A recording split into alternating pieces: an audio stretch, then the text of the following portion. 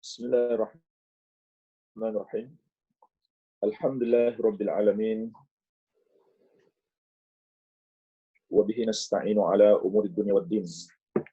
Wassalatu wassalamu ala asyrafil anbiya'i wal mursalin nabiyyina Muhammadin wa ala alihi wassahabatihi ajma'in wa man tabi'ahum bi ihsanin ila yaumid. Wa ikhwani fid din wa akhwati fillah, kaum muslimin wal muslimat rahimani wa rahimakumullah. Semoga Allah Azza wa Jalla senantiasa mencurahkan rahmatnya kepada kita sekalian.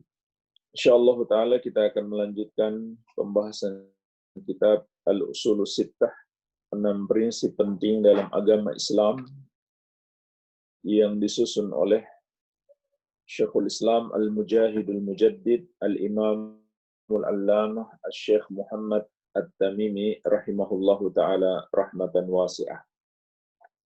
Alhamdulillah, di pertemuan yang lalu kita telah membahas prinsip Islam yang pertama, yang paling mendasar adalah mentauhidkan Allah Azza wa Jalla, yaitu memurnikan ibadah hanya untuk Allah dan menjauhi semua dosa-dosa kesyirikan dan kekufuran. Dosa-dosa yang dapat menghilangkan atau membatalkan tauhid kita.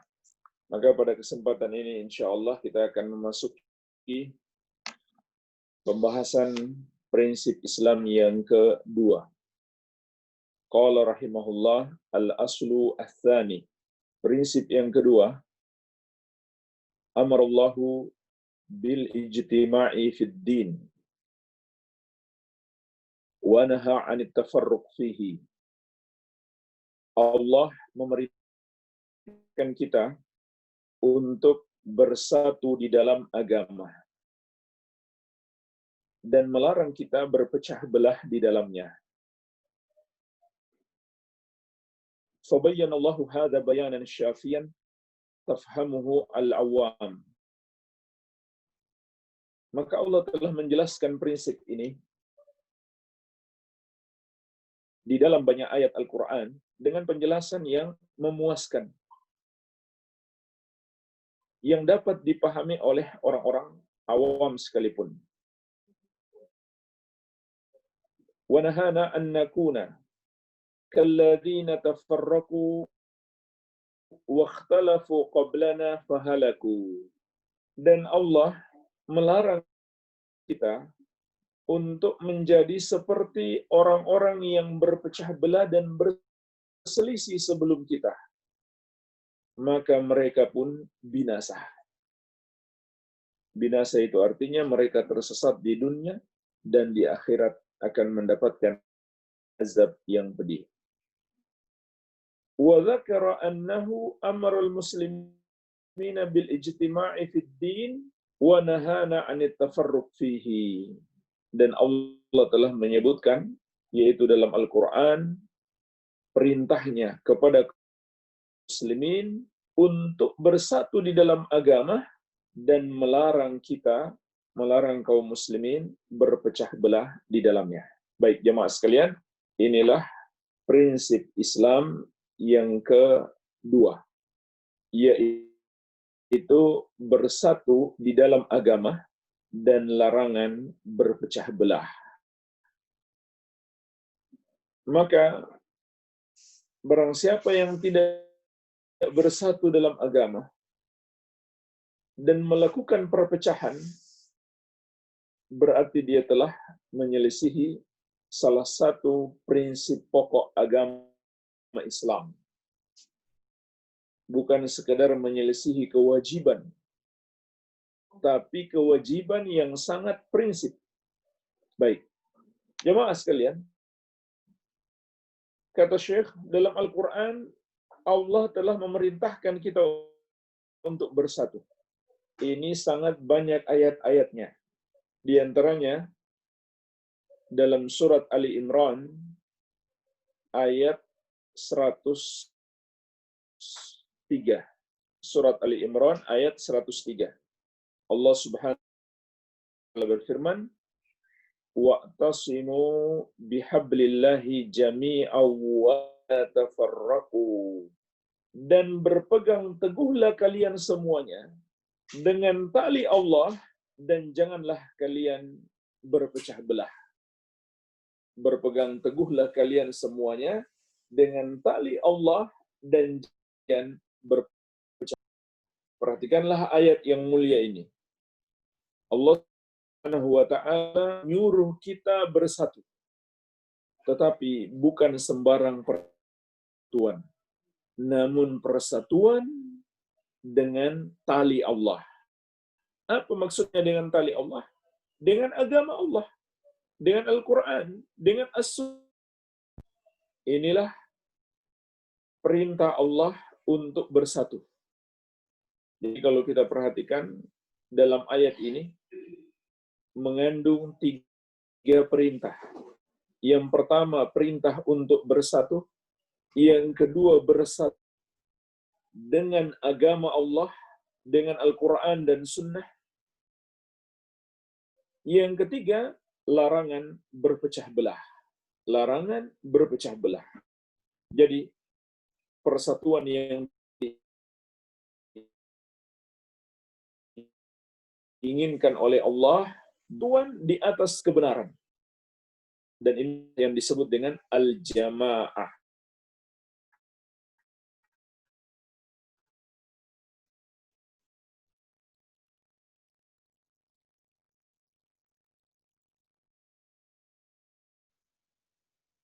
Berjamaah atau bersatu.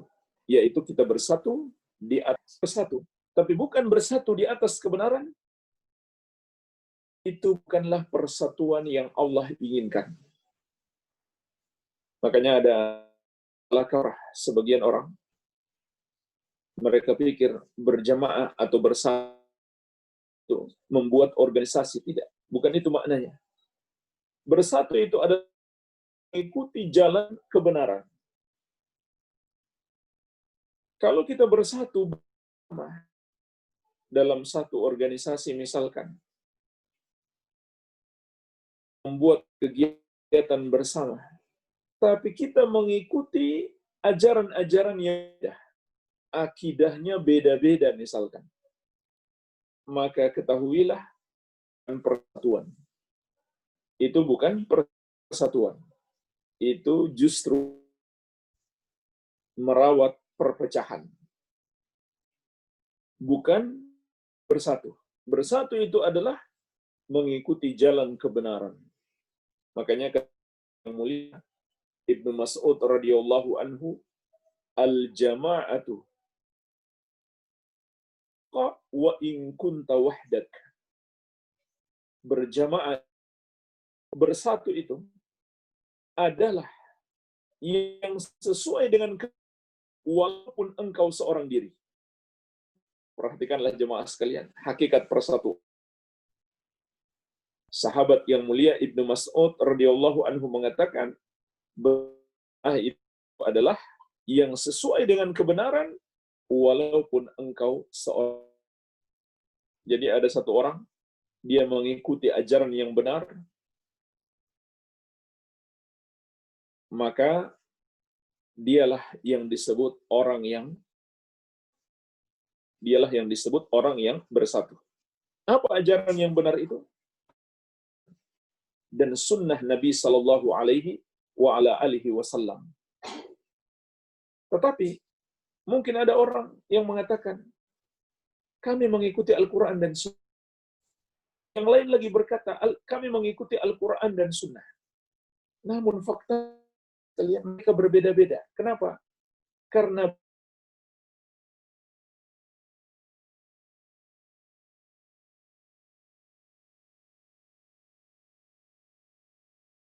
tidak ada pemahaman yang benar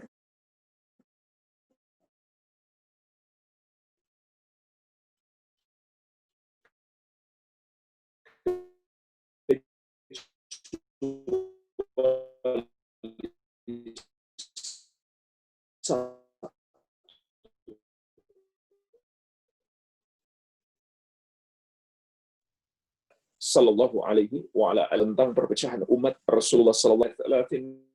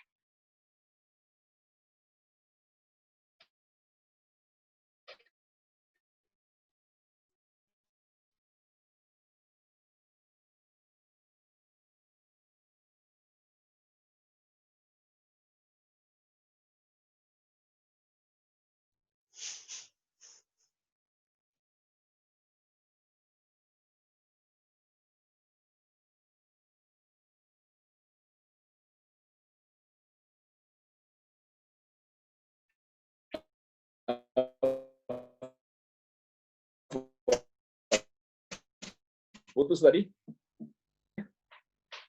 Iya nih Ustaz. Tapi sekarang udah bisa lagi Ustaz. Baik, jelas suara saya? Jelas Ustaz. Jelas. Oke, kita lanjut ya. Baik Ustaz. Iya, ya. Jadi,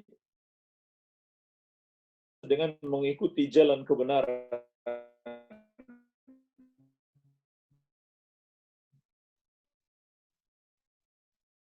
adalah wasallama sesuai dengan pemahaman generasi salaf atau pemahaman ahlus sunnati wal jamaah.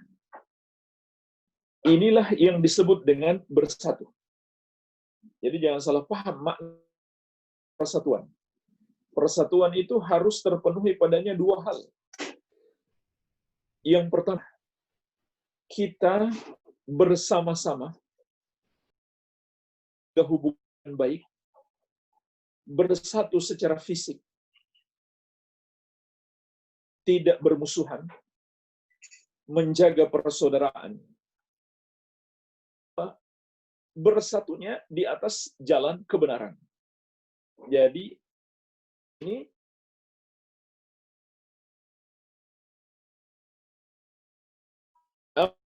maksud jalan dan sunnah Rasulullah Sallallahu Alaihi Wasallam sesuai dengan pemahaman sunnati wal jamaah atau mengikuti pemahaman para sahabat Nabi Muhammad Sallallahu Alaihi Wasallam berdasarkan hadis yang masyhur tentang perpecahan umat. Hadis yang masyhur, hadis tentang umat.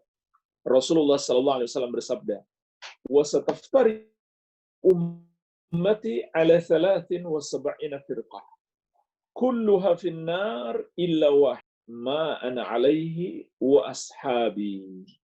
Dan umatku akan terpecah menjadi 73 golongan. Umatku akan terpecah menjadi 73 golongan. Semuanya di neraka kecuali satu. Ma ana alaihi wa ashabi.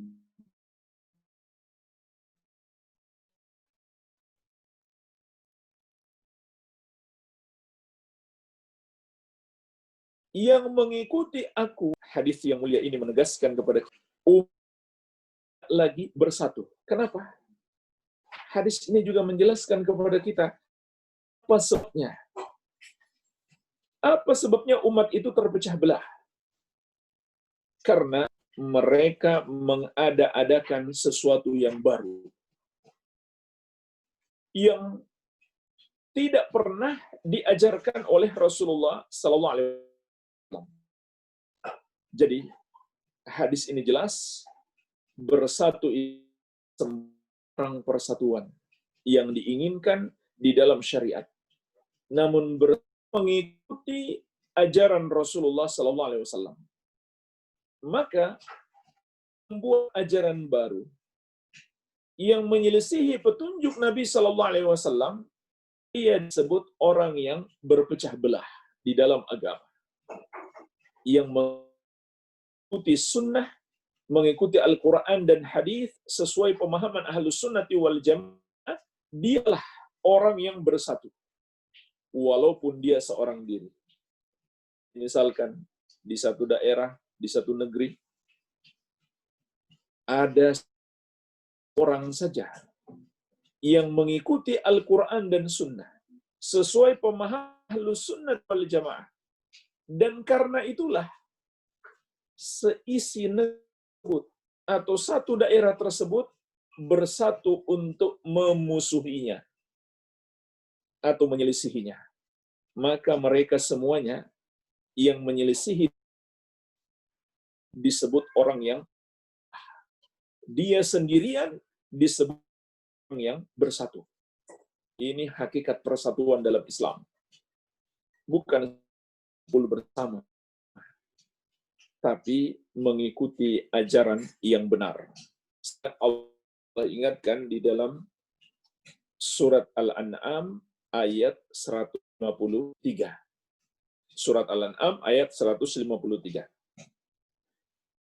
Inna hadza sirati mustaqiman fattabi'uhu wa la bi'usubula fatafarraqa bikum an sabilihi dzalikum wasaqi la'allakum tattaqun. Dan bahwasannya inilah jalanku yang lurus, satu jalan, maka ikutilah satu jalan itu, kata Allah. Dan kalian mengikuti as-subul, jalan-jalan yang lain. Kenapa? Farraqa bikum an sabilih, karena itu akan menyebabkan kalian terpecah belah dari jalan Allah yang lurus. Dzalikum wasaqum la'allakum tattaqun. Demikianlah diwasiatkan kepada kalian agar kalian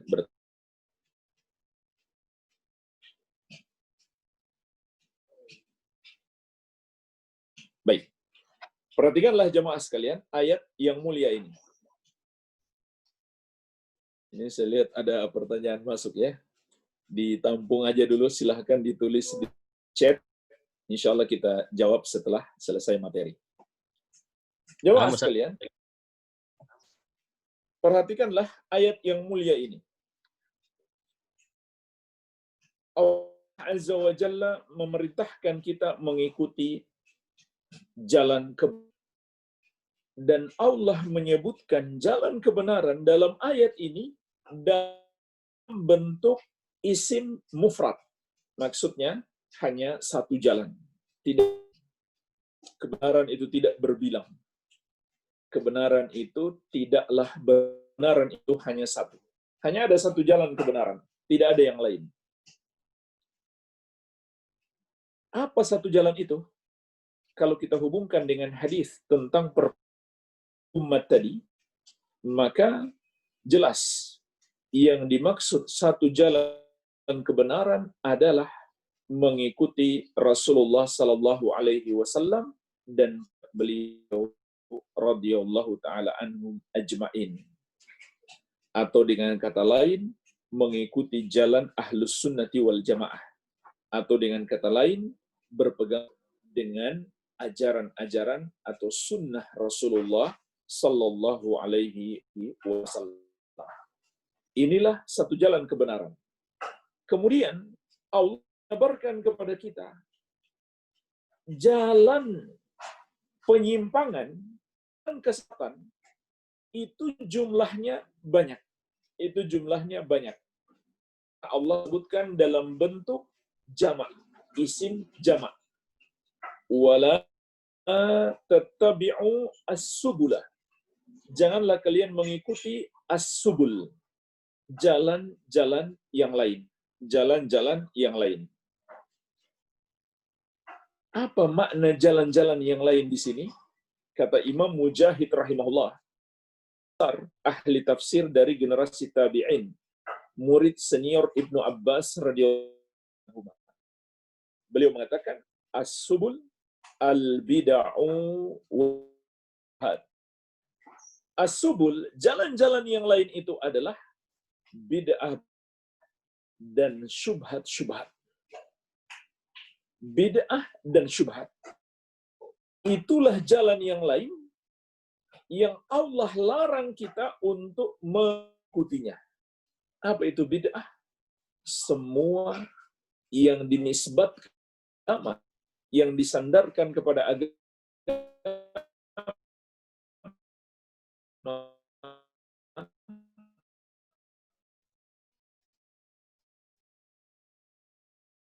tanpa tidak berdasarkan petunjuk. Sedangkan syubhat juga ajaran-ajaran yang disandarkan kepada agama tapi tidak sesuai pemahaman yang benar.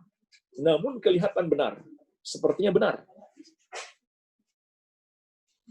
Kata mereka berdasarkan Al-Quran atau berdasarkan hadis. Ternyata memahami ayat dan hadis tersebut, mereka membuat pemahaman yang baru. Seperti yang dipahami para sahabat. Namun seakan-akan itu ajaran Islam. Ada ayatnya, ada hadisnya. Maka itulah namanya syubhat. Ya. Bid'ah dan syubhat itu adalah ajaran baru, pemahaman baru, yang baru, cara beragama yang baru, yang tidak sesuai petunjuk Nabi Sallallahu Alaihi Wasallam dan sahabat. Kemudian jemaah sekalian, lihat akibatnya. Ketika kaum muslim memunculkan sesuatu yang baru, yang tidak sesuai petunjuk Nabi Sallallahu Alaihi Wasallam dan para sahabat, kata fatafarraqa bikum an sabilih, itulah yang menyebabkan kalian tercerai-berai dari jalan Allah Subhanahu wa taala yang lurus. Ayat ini jelas, surat Al-An'am ayat 153 menekankan kepada kita persatuan yang hakiki dan jalan yang dapat menyatukan umat itu hanya satu. Kalau umat ini mengikuti petunjuk Nabi Muhammad sallallahu alaihi wasallam. Sedangkan apabila umat ini mengikuti selain petunjuk Nabi sallallahu alaihi wasallam, maka mereka telah berpecah belah di dalam agama. Mereka telah melakukan perbedaan agama. Walaupun mereka punya misalkan satu yayasan sama, punya kartu anggota semuanya, punya organisasi bersama. Tapi masing-masing mengikuti akidah yang berbeda-beda. Keada-adakan sendiri. Mereka buat-buat sendiri. Ajaran-ajaran yang tidak sesuai petunjuk Nabi SAW dan para sahabat beliau radhiyallahu taala anhum ajmain. Maka mereka bukan orang-orang yang sesat, tetapi mereka adalah orang-orang yang berpecah belah. Ya. Jadi ini yang harus kita pahami. Dan perhatikanlah jemaah sekalian, lanjutan ayat ini. Dzalikum wasaqum bihi la'allakum tattaqun. Kata Allah, demikianlah Allah wasiatkan kepada kalian agar kalian bertakwa. Maka kita tidak akan bisa meraih ketakwaan tanpa bersatu di dalam agama dan meninggalkan perpecahan. Barulah kita bisa menggapai ketakwaan. Jadi jemaah sekalian, ayat ini mengandung dua. Yang pertama, perintah bersatu, berkasih sayang, Tuhan. Yang kedua, bersatunya bukan sembarang persatu, tapi bersatu di atas sunnah Nabi Sallallahu Alaihi Wasallam atau mengikuti ajaran beliau, sahabat beliau radhiyallahu taala anhum ajma'in. Barang siapa yang dalam agama ini satu ajaran yang baru, yang tidak sesuai petunjuk Allah SAW dan para sahabat, ada pemahaman yang baru, ada akidah yang baru, maka orang yang berpecah belah di dalam agama. Baik. Kemudian juga jemaah, termasuk orang yang berpecah belah di dalam agama adalah yang tidak menjaga ukhuwah, tidak menjaga hubungan baik.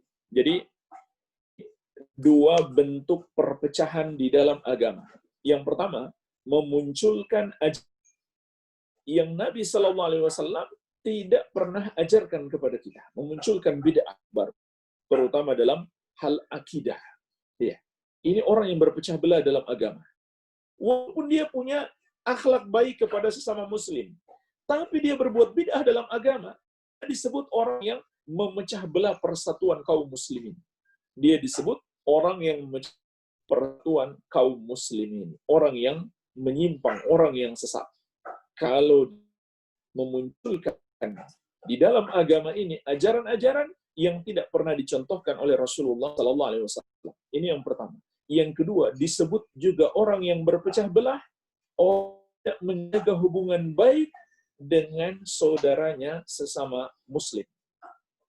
Pertama, dia berpecah hatinya atau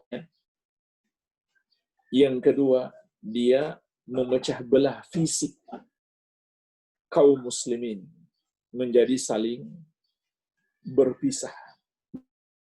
Tidak berjalan bersama, tidak berjalan beriringan, tapi saling bermusuhan. Maka dua hal ini sangat terlarang di dalam agama. Oleh karena itu, jemaah sekalian, juga termasuk prinsip Islam adalah menjaga hubungan baik di antara sesama muslim. Kata Syekhul Islam Ibnu Taimiyah rahimahullah, minal qawa'idil azimah allati hiya min jima'id din ta'lifal qulub wajtima' dzatil bayyin. Termasuk prinsip yang sangat agung yang merupakan pondasi agama Islam adalah menyatukan hati. Bersatunya kalimat baik dan baiknya hubungan antara sesama muslim. Sebagaimana perintah Allah dalam surat Al-Anfal ayat yang pertama, fa'as dzata bainikum. Bertakwalah kalian kepada Allah, perbaikilah hubungan di antara kalian. Bertakwalah kalian kepada Allah dan perbaikilah hubungan di antara kalian. Wattaqullah wa aslihu dzata bainikum. Jemaah sekalian, bertakwa kepada Allah adalah perintah mentauhidkan Allah Subhanahu wa taala, menjalankan perintah-perintahnya dan menjauhi larangannya. Kemudian Allah susul dengan perintah wa aslihu dzata bainikum. Perbaikilah hubungan antara kalian. Rawatlah hubungan baik di antara kalian. Ini termasuk prinsip Islam. Maka orang yang tidak menjaga hubungan baik dengan sesama muslim termasuk orang yang berpecah belah di dalam agama. Ini dua bentuk perpecahan. Yang pertama, orang yang berbuat bid'ah dalam agama, yang memunculkan ajaran baru. Yang kedua, orang yang berlaku buruk terhadap sesama muslim, berakhlak jelek terhadap sesama, maka dia termasuk orang yang berpecah belah di dalam agama. Oleh sekalian, dalam hadis-hadis sangat banyak perintah untuk bersatu dalam bentuk persatuan ini. Bersatu di atas sunnah dan menjaga hubungan baik di antara sesama muslim. Makanya di sini Syekh mengatakan, wa yaziduhu wuduh ma waradat bihi sunnah minal ajabil ujab fi dzalik.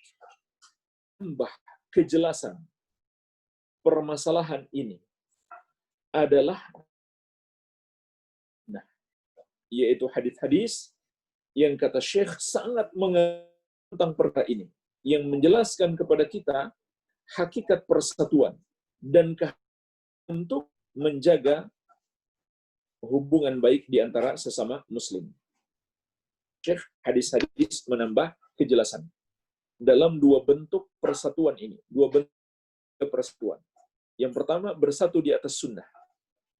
Dan tadi sudah kita sebutkan di antara hadisnya, hadis yang paling masyhur, hadis tentang iftiraqul ummah, perpecahan umat. Nabi Shallallahu Alaihi Wasallam mengabarkan kepada kita, umatku akan terpecah menjadi 3 golongan. Semuanya di neraka kecuali 1. Artinya semua sesat, semua hanya 1 yang benar. Siapa yang 1 itu? Ketika Nabi Shallallahu Alaihi Wasallam ditanya, siapa yang, beliau tidak menyebut nama kelompok, tapi beliau menyebut sifat mereka. Artinya, dari kelompok manapun mereka, negeri manapun mereka, kalau mereka memiliki sifat ini, maka mereka adalah orang yang bersatu, orang selamat. Apa sifat mereka? Ma ana alaihi wa ashabi, yang mengikuti dan para sahabatku. Inilah 1 golongan yang benar, 1 golongan yang bersatu. Adapun yang memunculkan ajaran-ajaran baru, tidak mengikuti Nabi dan para sahabat beliau, maka merekalah yang berpecah di dalam agama. Baik, yang pertama. Yang kedua, hadis-hadis yang memerintahkan kita untuk menjaga persaudaraan, agar persatuan sesama itu terjaga. Begitu pula melarang kita untuk berpecah belah dengan memuncul atau bersikap buruk kepada saudara kita.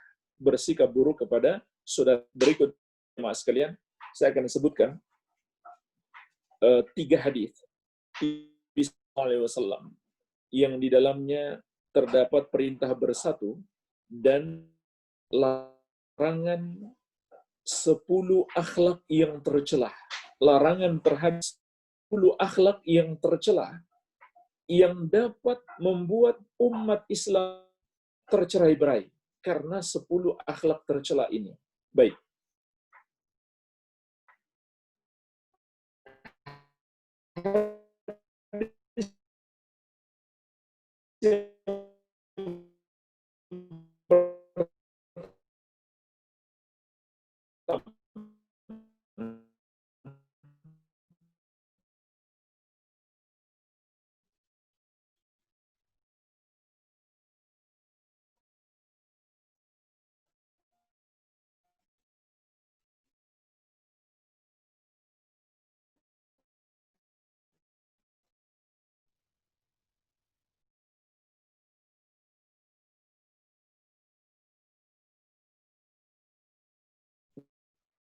Di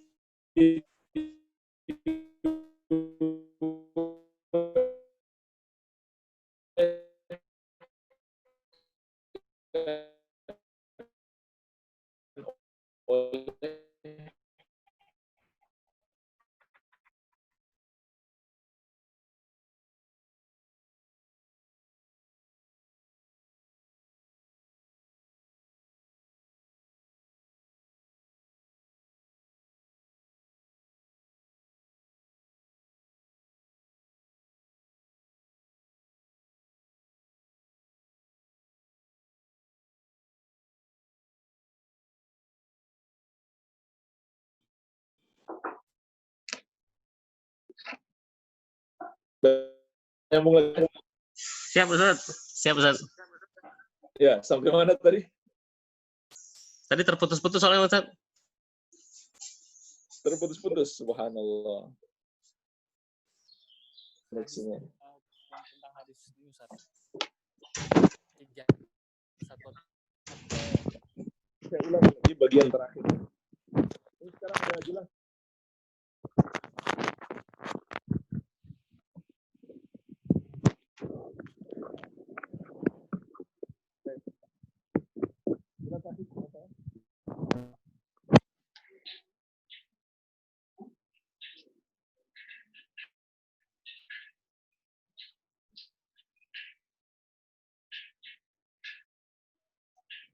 Apa udah jelas suara saya?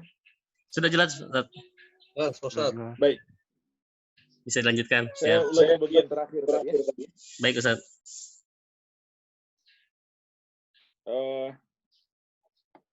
Jadi kata Syekh, hadis-hadis yang menjelaskan tentang persatuan itu semakin menegaskan dan semakin membuat kita paham hakikat persatuan. Maka ada dua bentuk hadis. Ada dua bentuk hadis. Hadis yang pertama menjelaskan tentang persatuan sunnah dan larangan berbuat bid'ah, karena itu adalah penyebab perpecahan. Di antaranya hadis tentang perpecahan umat. Hadis tentang perpecahan umat. Nabi SAW mengabarkan kepada kita, umat yang bersatu dalam agama hanyalah sahabat beliau. Yang selamat, yang bersatu dalam hanyalah yang mengikuti beliau dan para sahabat beliau. Sebaliknya, orang yang perkara baru dalam agama, menyelisihi petunjuk Nabi SAW, membuat pemahaman baru yang tidak sesuai dengan pemahaman sahabat, maka dia adalah orang yang berpecah belah. Baik, ini hadis-hadis perpecahan umat.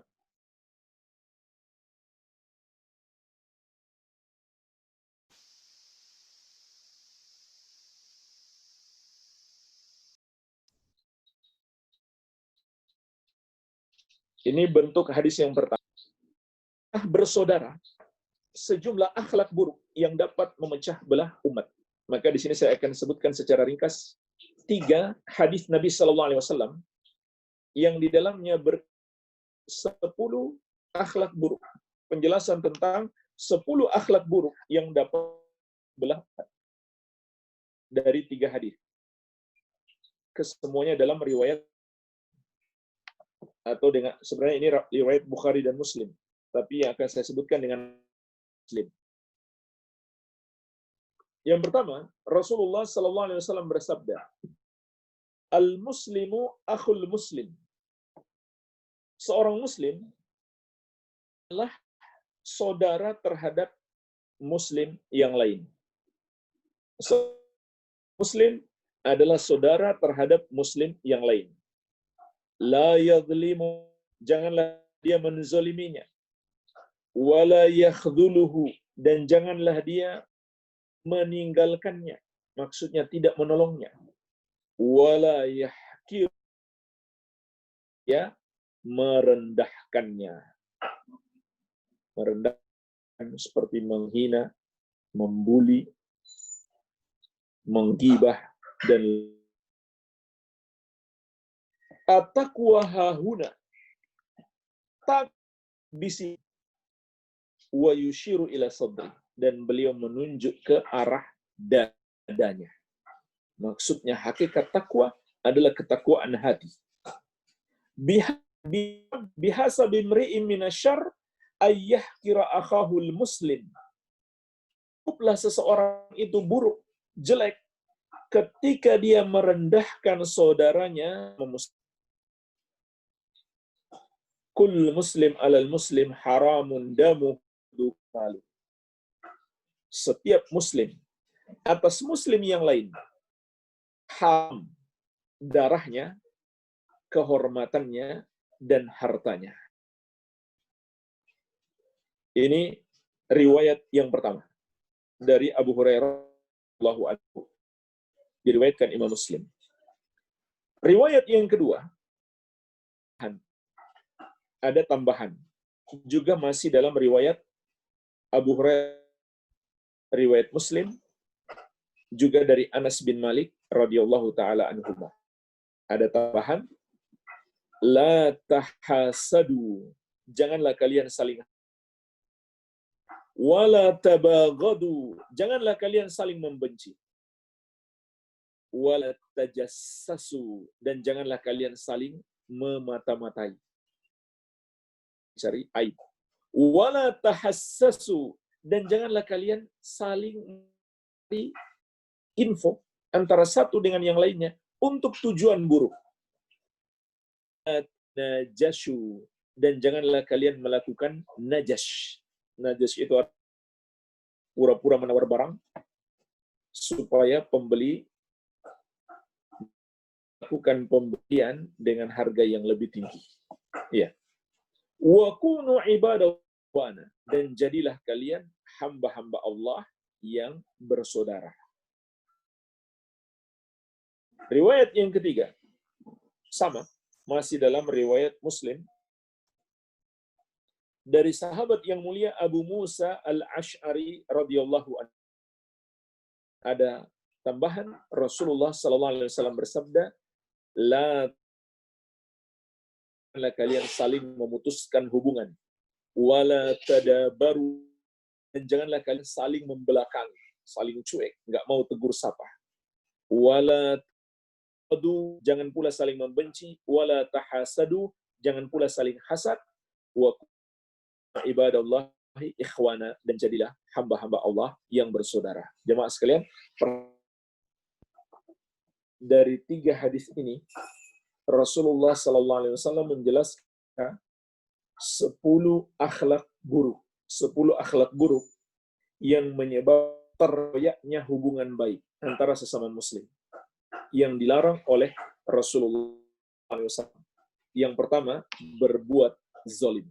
Berbuat zalim. Kemudian riwayat yang pertama tadi, Nabi sallallahu alaihi wasallam menjelaskan kepada kita, kezaliman itu secara garis besar, kezaliman itu secara garis besar mencakup 3 bentuk.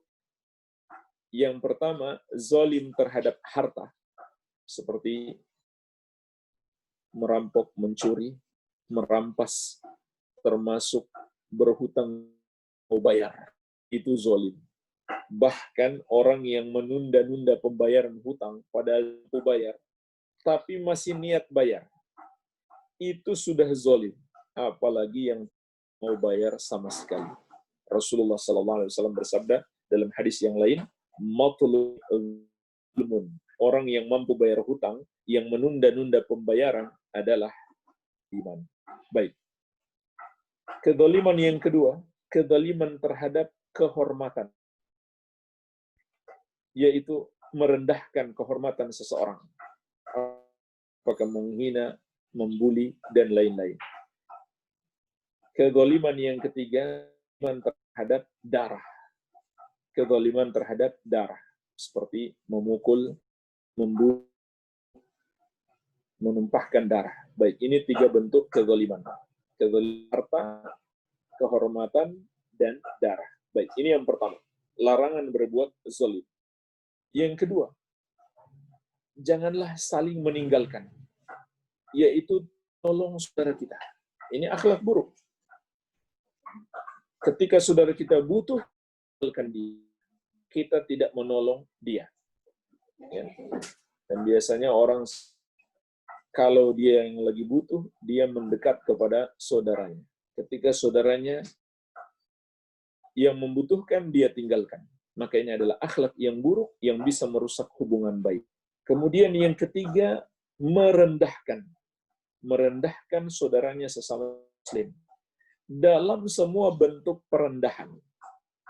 Maka ini adalah akhlak yang merusak ukhuwah. Kemudian yang keempat, saling hasad. Hasad. Apa itu hasad? Tidak suka dengan nikmat yang Allah berikan kepada saudaranya. Itu namanya hasad. Ya. Kalau dia inginkan hilang dari saudaranya, maka lebih besar lagi bentuk hasadnya. Dan ini adalah dosa yang sangat besar. Ya. Lihat saudaranya sesama muslim nikmat. Apakah nikmat dunia atau nikmat agama? Tidak suka melihat nikmat itu ada pada saudaranya. Ya. Tapi jamaah sekalian, kalau nikmat dan kita ingin mendapatkan nikmat itu, maka itu bukan hasad. Selama kita tidak nikmat itu hilang dari saudara kita. Ya. Tapi kalau kita tidak suka lihat orang diberi kebaikan, apakah kebaikan dunia, ya, yang dia tambah misalkan, lalu ada semacam ketidaksukaan dalam hati kita, itu namanya hasad. Ataupun kebaikan agama. Kemudian yang kelima, saling membenci. Ini akhlak yang buruk. Seorang muslim dengan muslim yang lainnya adalah saudara, maka tidak sepatutnya saling benci. Kemudian yang keenam, melakukan tajassus, mencari-cari aib, mencari-cari aib. Ya, itu dan keras dalam syariat. Tapi jemaah sekalian, ada orang yang memang itu pekerjaannya. Ada orang itu pekerjaannya. Subhanallah. Ya, dia dibayar untuk mencari-cari, bersebarkan aib tersebut. Na'udzubillah. Tahassus, mencari-cari info untuk dia kumpulkan info-info untuk saudaranya, tentang saudaranya, untuk tujuan. Ya, seperti yang dilakukan oleh sebagian politikus hari ini. Ya, untuk menjatuhkan politiknya, dia tidak segan-segan mencari jejak-jejak digital misalkan, untuk menjatuhkan lawan-lawan politiknya. Ya, ini bukan akhlak seorang muslim. Justru seorang muslim itu ketika mengetahui saudaranya punya aib, dia tutupi. Nabi SAW mengingatkan kita, man satara musliman, satarallahu yaumal. Siapa yang menutupi aib seorang muslim, maka Allah akan menutupi aibnya di hari kiamat. Artinya sebaliknya, kalau dia suka membongkar aib seorang muslim, maka akan membongkar aibnya di hari kiamat. Na'udzubillah. Bahkan bisa jadi di dunia ini Allah bongkar aib. Ya, sebagaimana dalam hadis yang lain Nabi SAW mengatakan, man tabba'a aurata akhihil muslim, tatabba Allahu auratahu. Wa man tatabba Allahu auratahu yafdahu walau kana fi jawfi rahli. Barang siapa mencari-cari aib seorang muslim, maka Allah akan membalas dia dengan mencari-cari aibnya. Barang siapa yang Allah sendiri mencari-cari aibnya, maka akan singkap keburukannya, walaupun dia lakukan di dalam rumahnya. Tidak ada yang tahu kecuali dia. Allah Maha tahu, Allah akan menyingkap keburukannya. Iya. Kemudian yang kedelapan, bukan najas.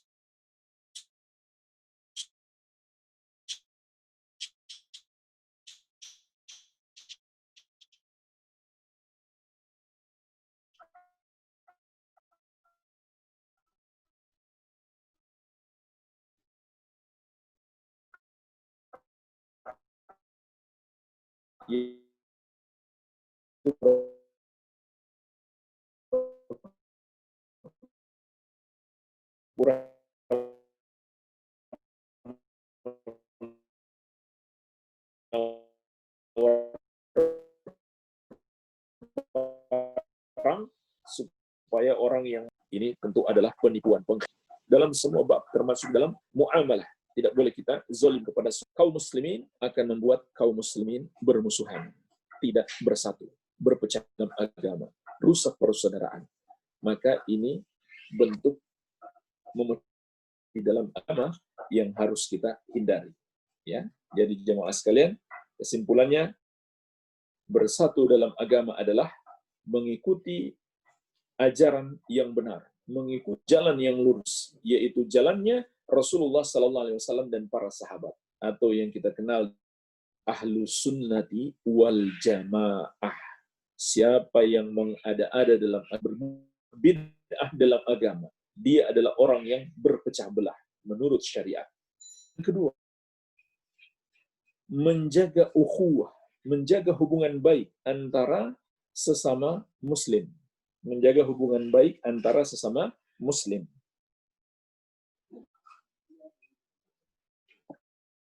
Barang siapa yang berakhlak buruk, bersikap buruk kepada sesama muslim, maka dia termasuk orang yang belah di dalam agama. Baik, ini ada pertanyaan nomor 8 sampai 10 kurang jelas. Yang Iya Ustaz, tadi melakukan najas. putus Ustaz. Yang poin 8. Terputus-putus ya, subhanallah.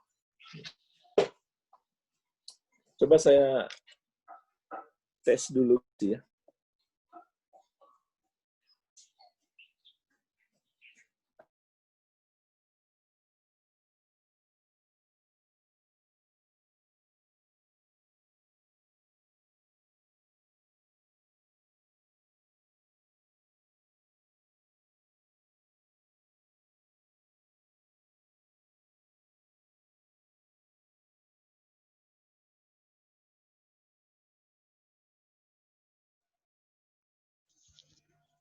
Afwan Ustadz, suaranya tidak terdengar Ustadz.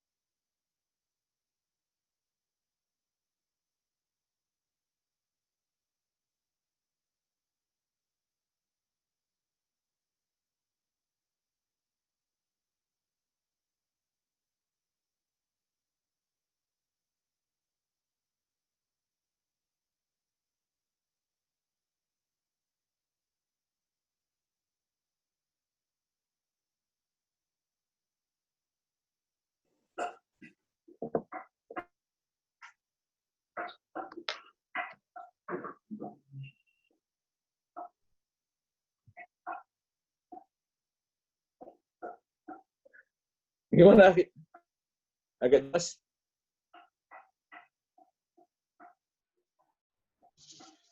Masih belum terdengar suaranya Yes. Ustadz. Sebentar. Tes.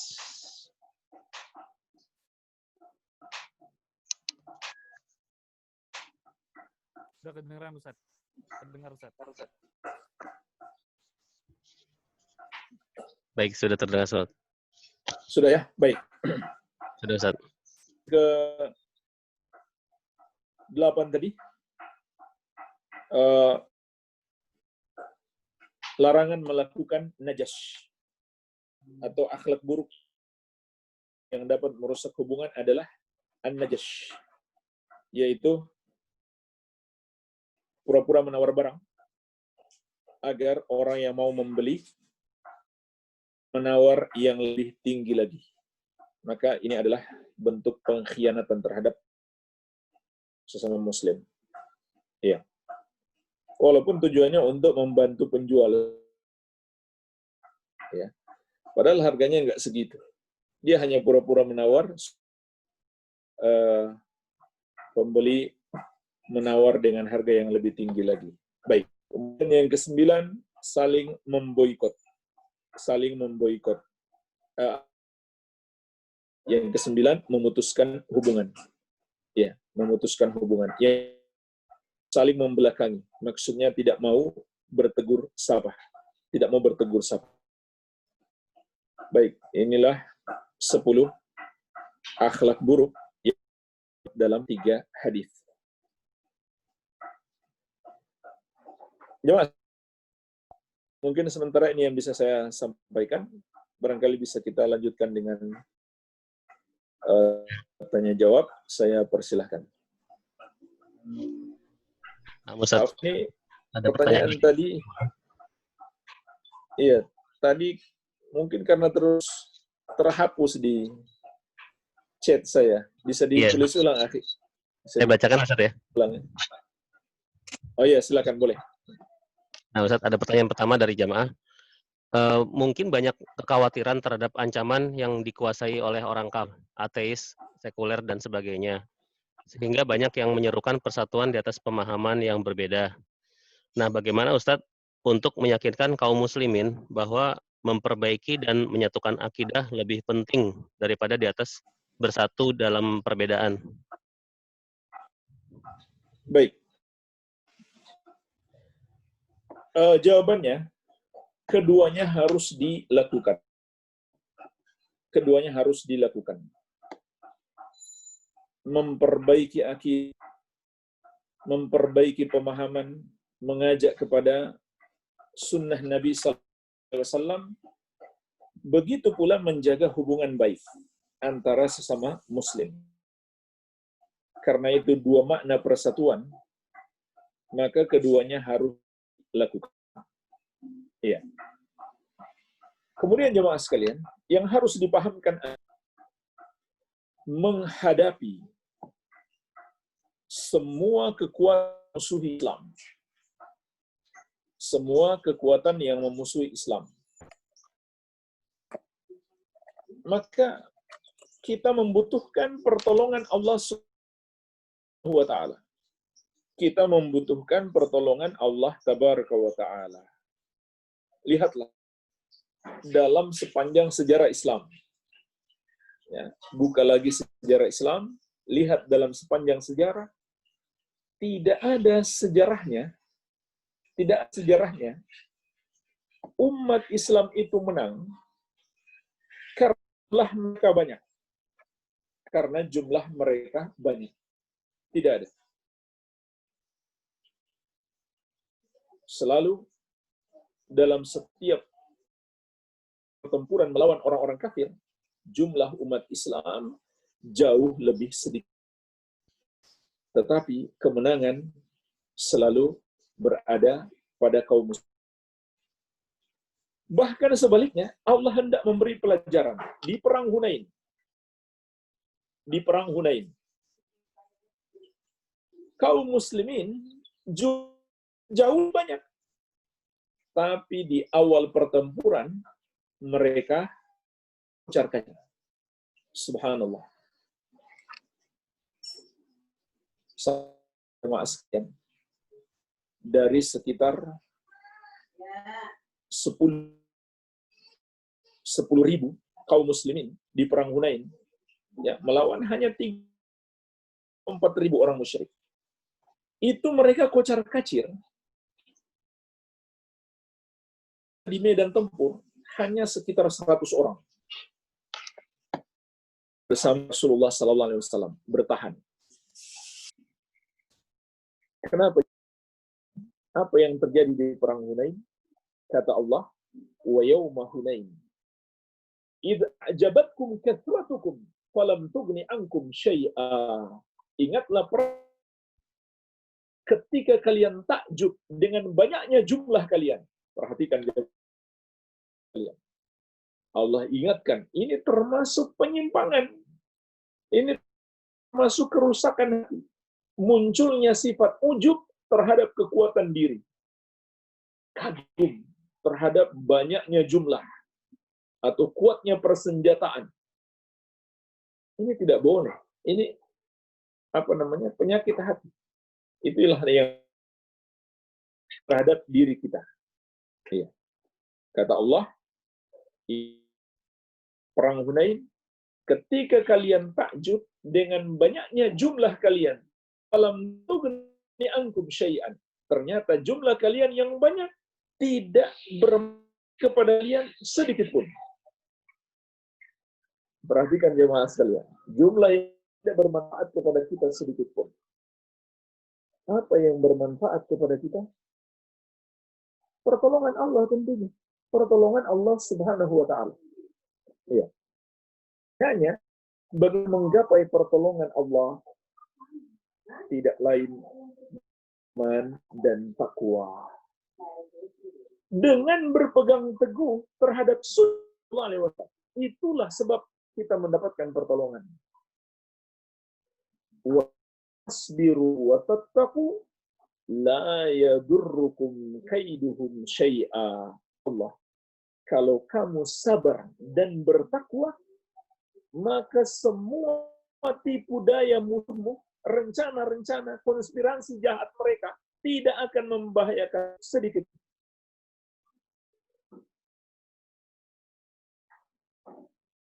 Sekalian, inilah sebab kita ditolong oleh Allah. Ketakwaan, walaupun musuh memiliki banyak personil atau pasukan, begitu pula teknologi, kekuasaan, dana, uang. Tapi apa kata Allah? Mereka tidak akan bisa kalau kamu sabar dan bertakwa. Sabar mencakup 3 bentuk kesabaran.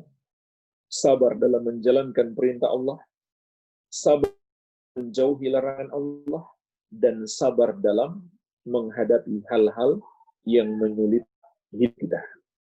Ya, terutama yang disebabkan oleh musuh-musuh Islam. Sulit. Maka sabar.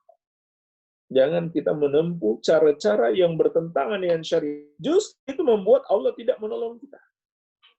Jadi ini yang perlu dipahamkan. Kita mengikuti sunnah Nabi Sallallahu Alaihi Wasallam berpegang teguh dengan ajaran beliau. Itulah sebab kemenangan kita. Itulah sebab utama kemenangan kita. Betul, kita juga disuruh berusaha memperkuat diri secara fisik. Tapi itu bukan sebab utama. Sebab utamanya adalah karena ketakwaan. Sebab itulah Allah Azza wa Jalla menolong kita. Dengan itulah Allah Tabaraka wa Ta'ala menolong kita. Sepanjang sejarah perjuangan Islam, belum ada sejarahnya umat Islam menang, jumlah mereka lebih banyak. Pasukan mereka atau senjata mereka lebih modern, lebih kuat. Tapi karena ketakwaan kepada Allah Subhanahu wa Ta'ala, sehingga Allah memberikan pertolongan. Kemudian perang Uhud. Kaum muslimin hampir saja menang. Tiba-tiba balik. Kaum muslimin mendapatkan pukulan berat. Ya, luar biasa. Yang diderita oleh Nabi Shallallahu Alaihi Wasallam dan para sahabat di perang Uhud. Ya, kurang lebih ada 70 orang mati syahid, termasuk Hamzah bin Abdul Muttalib, paman Nabi Shallallahu Alaihi Wasallam. Apa sebabnya jemaah sekalian? Karena satu pelanggaran perintah Rasulullah Sallallahu Alaihi Wasallam. Penyebab kaum muslimin mendapatkan berat di perang Uhud adalah karena satu pelanggaran terhadap perintah Nabi Sallallahu Alaihi Wasallam, yaitu pelanggaran yang dilakukan oleh pasukan pemanah. Nabi Sallallahu Alaihi Wasallam, jangan pernah turun apapun yang terjadi dari bukit ini, ya, bukit yang ada, bukit Uhud yang diistilahkan dengan Jabal Rumah, bukitnya para pemanah, sampai hari ini.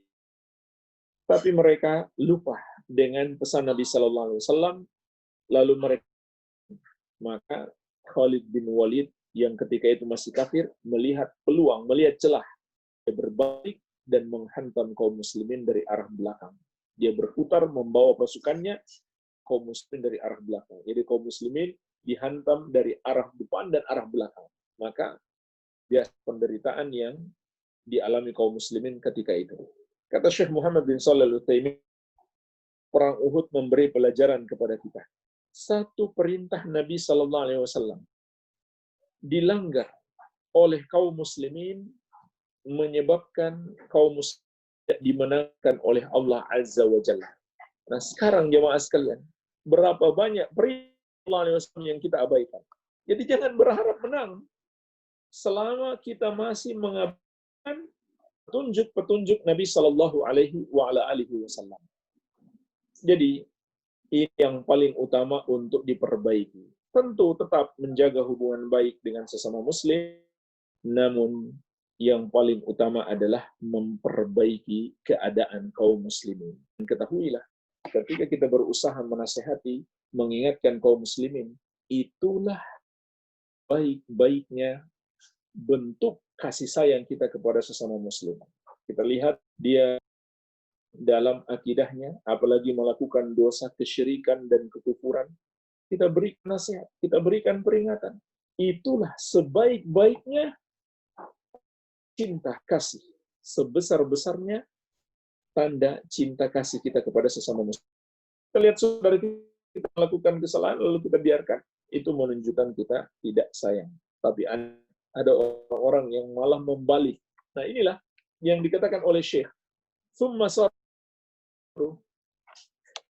anna al-iftiraq fi din ila anna al-iftiraq fi usulihi huwa al-ilmu wal fiqh.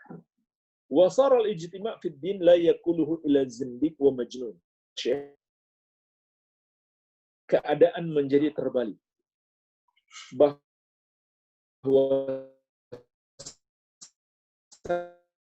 perpecahan di dalam prinsip agama dalam agama. Sebaliknya bersatu dalam tidak ada yang mengatakannya kecuali dianggap sebagai orang yang zindik, orang yang sesat, atau bahkan orang yang gila. Jadi ini sayangnya kalau kita nasihati saudara kita sesama muslim untuk meninggalkan penyimpangannya, dia bilang apa? Kamu jangan memecah belah. Subhanallah. Ini yang terjadi. Maka itu tidak memahami hakikat persatuan. Ini harus kita pahamkan. Hakikat bersatu bukan kita ngumpul dan kita perbaiki akidah kita. Kita saling menasihati, tidak membiarkan saudara menyimpang. Baik. Ada pertanyaan berikutnya, silakan. Ya Ustaz, ini ada pertanyaan lagi dari jamaah. Apakah yang dimaksud akidah dan bid'ah, Ustaz? Apa? Apakah yang dimaksud akidah dan bid'ah? Baik. Apa yang dimaksud dengan akidah dan bid'ah? Akidah itu artinya keyakinan. Akidah adalah keyakinan. Atau masaddaqahu, dibenarkan oleh hati. Itu akidah. Ya. Dan ini lebih tinggi daripada fikih. Lebih tinggi daripada fikih. Ya. Secara umumnya. Kalau fikih itu berbicara tentang amalan-amalan anggota tubuh yang zahir, yang nampak. Adalah apa yang diyakini oleh hati. Iya. Dan yang harus diyakini oleh hati kita adalah rukun iman yang 6. Rukun iman yang 6. Akidah yang paling tinggi dalam syariat. Rukun iman yang 6. Tentu yang paling tinggi adalah rukun iman yang pertama. Mentauhidkan Allah Subhanahu wa taala. Ya Allah, pemilik sifat-sifat rububiyah yang mencipta, menguasai dan mengatur seluruh makhluk, dan hanya dialah yang pantas disembah. Ya. Ini makna akidah. Bid'ah, adapun bid'ah maknanya adalah ma uhditha min ghairi dalilin syar'iyyin. Adakan dalam agama, yaitu ajaran baru yang diklaim sebagai ajaran atau menyerupai ajaran agama, min ghairi dalil tanpa berdasarkan dalil syar'i, tanpa berdasar. Baik, tadi saya katakan apa yang ada agama atau yang menyerupai, yang diada-adakan dalam agama. Mereka mengatakan ini ajaran Islam. Ini kalau dilakukan pahalanya besar. Ternyata nggak ada dalilnya. Tidak ada dalilnya. Atau yang menyerupai ajaran agama. Contohnya yang menyerupai itu apa? Ad istiadat. Tapi sudah dianggap hukumnya wajib misalkan. Dia nggak ajaran agama, tapi dia bilang ini wajib dikerjakan. Maka itu berarti menyerupai agama. Adat yang malah bertentangan syariat dianggap wajib. Iya. Atau mungkin tidak bertentangan secara langsung dengan syariat. Hanya saja tidak diajarkan dalam syariat, tapi mereka anggap itu hukumnya wajib, harus dilakukan. Kalau tidak nanti berdosa. Maka berarti dia sudah menyerupai agama. Ini termasuk kategori, walaupun asalnya perkara adat. Tapi kalau sudah dianggap wajib, nggak dilakukan tercela, maka itu menjadi bid'ah. Baik. Jadi ini makna bid'ah. Apa yang dianggap agama atau yang menyerupai ajaran agama tanpa ada dalil. Dalam Quran, tidak pula dalam hadis-hadis Nabi Sallallahu Alaihi Wasallam. Tidak pula dalam ijma', tidak pula dalam qiyas yang sahih. Ya. Jadi itu pengertian bid'ah. Baik. Ada pertanyaan lain, silakan. Nah, Ustaz, pertanyaan lain dari jamaah. Bagaimana menyikapi keluarga kita yang masih melakukan perbuatan A? Dan bagaimana menjaga ukhuwah saat keluarga mengundang dalam kegiatan atau perbuatan A? Jadi bagaimana menyikapi keluarga kita yang masih melakukan bid'ah? Bagaimana menjaga ukhuwah kita saat keluarga kita mengundang dalam perbuatan bid'ah tersebut? Baik.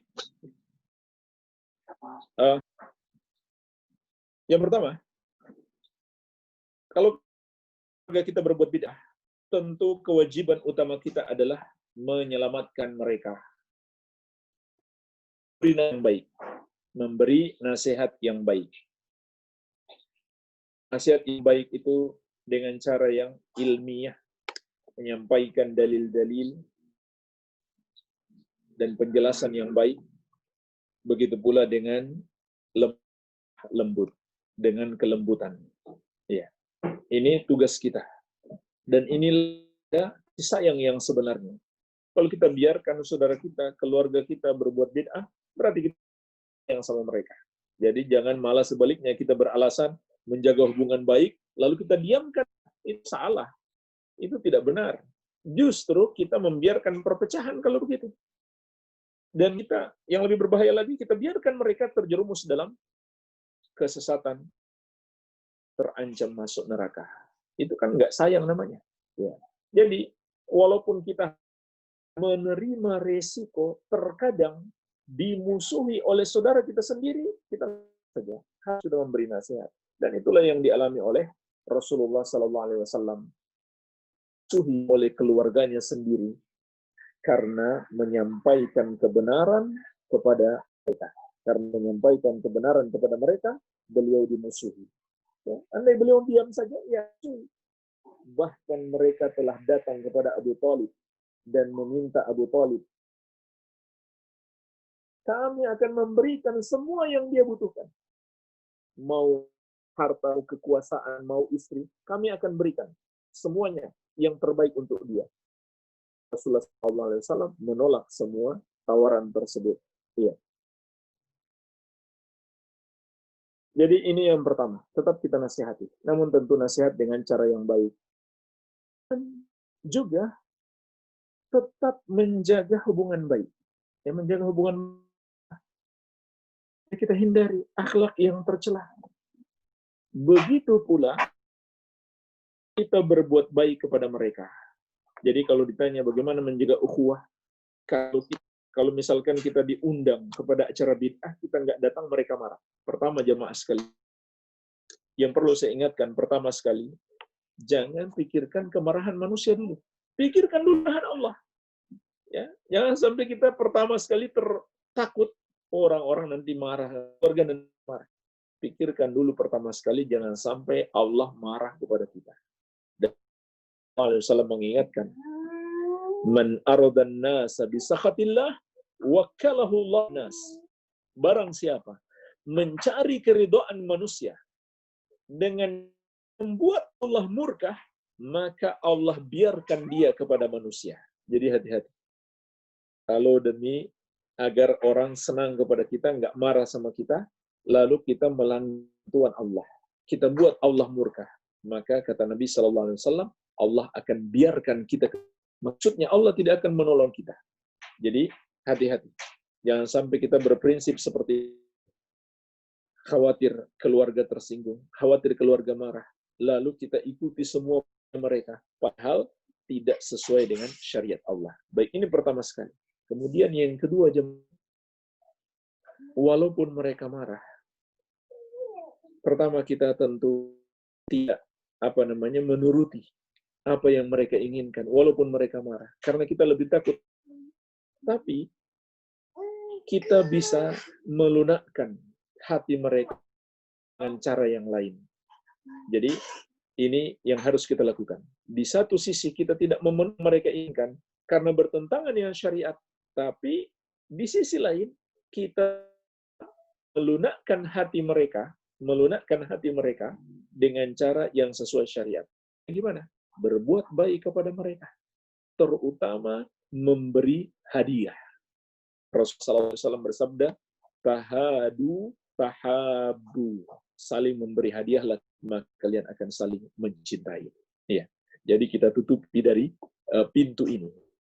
Dan jemaah sekalian, orang yang kita beri hadiah atau kita berakhlak baik kepadanya, kita membantu dia, maka ini juga merupakan cara untuk melunakkan hatinya, hati kita sampaikan. Iya. Dan jemaah sekalian, kalau mereka adalah keluarga kita kasih hadiah. Mereka tidak menuruti nasihat kita pun, tetap kita sudah mendapat Jadi nggak usah khawatir, tetap dapat pahala. Baik, wallahu a'lam.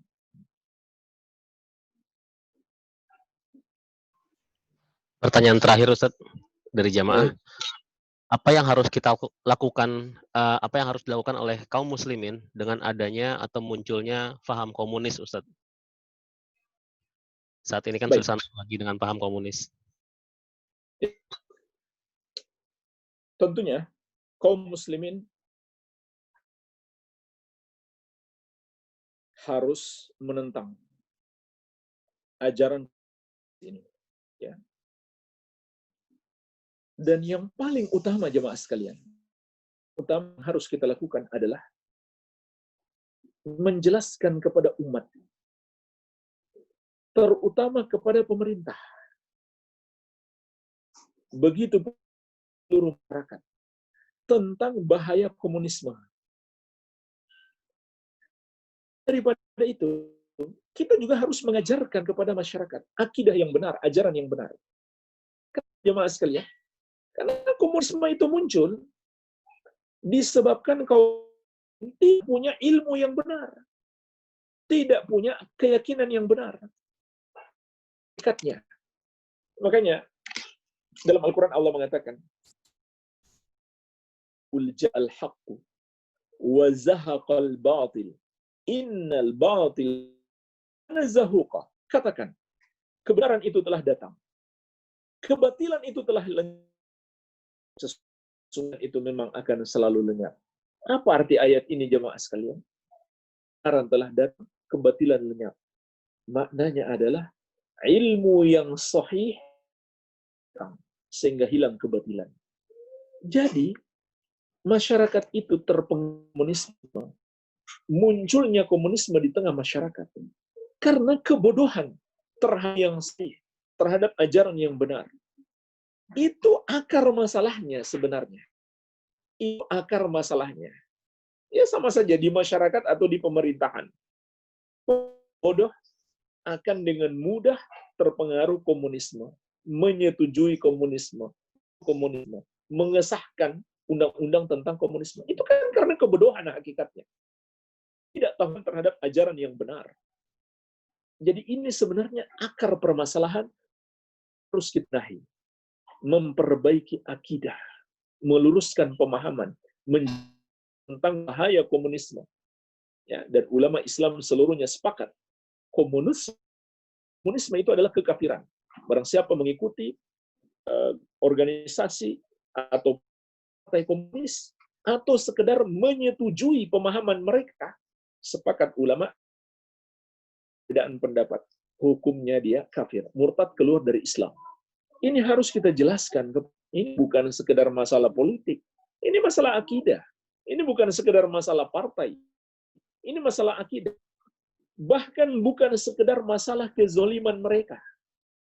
Pembunuhan segala macam. Tapi ini masalah akidah. Masalah dia muslim kafir. Ya. Subhanallah, luar biasa penyimpangan akidah komunisme. Nah, ceramah kurang lebih 1 jam menjelaskan tentang akar-akar penyimpangan komunisme. Baik, ini yang paling utama yang kita lakukan. Ya, yang kedua tentu lakukan dengan cara menasihati pemerintah kita, ya, begitu pula anggota-anggota dewan kita memberikan masukan, berikan nasihat-nasihat yang baik agar mereka tidak mendukung, tidak membuat undang-undang yang membolehkan atau memberi ruang terhadap komunisme. Ini juga sangat penting kita nasihat-nasihat kepada mereka. Baik, jemaah sekalian, mungkin ini secara sebesarnya yang harus kita lakukan. Tapi yang pertama itu yang lebih penting, itu mendasar. Ya, karena jemaah sekalian, kalau yang pertama itu tidak dilakukan dengan baik, ya kita lihat secara undang-undang tidak disahkan, tapi geliat komunis terus akan berkembang di masyarakat. Maka cara terbaik melawannya adalah dengan ilmu. Dengan ilmu ini seluas-luasnya membentengi masyarakat kita dari paham komunis.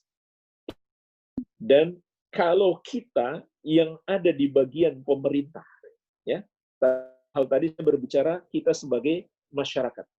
Tapi kalau kita sebagai ya bukan hanya nasihat tentunya, harus mengambil tindakan, ya. Dan dalam syariat pemerintah itu kewajiban bagi kaum pemberontak, ya, bagi kaum pemberontak itu hukuman mati. Itu hukuman mati bagi kaum pemberontak. Ya, kalau mereka bertobat, pemerintah boleh memberi hukuman mati sekalipun. Begitu pula kepada yang murtad, keluar dari Islam, itu pemerintah memberi hukuman mati. Jadi ini tidak main-main. Dan dua-duanya hukuman mati itu ada pada paham komunis yang kita kenal di negeri kita, punya organisasi namanya PKI. Mereka itu pemberontak dan mereka murtad. Kalau tadinya mereka muslim, mereka murtad, mereka kafir, keluar dari Islam. Jadi mereka punya dua sebab diberi hukuman mati. Itu kalau kita pemerintah. Ya paling tidak, kalau kita nggak sanggup memberi hukuman mati, paling tidak hukuman berat, ditangkapi di penjara yang menyebarkan paham komunisme. Ini kalau kita sebagai pemerintah. Pemerintah, apalagi yang bisa kita lakukan selain memberikan masukan-masukan yang baik kepada pemerintah kita. Iya, wallahu taala alam. Mungkin ini saja yang bisa saya sampaikan. Semoga bermanfaat. Lebih kurangnya saya mohon maaf. Wabillahi taufik. Subhanakallahumma bihamdik. Asyhadu an la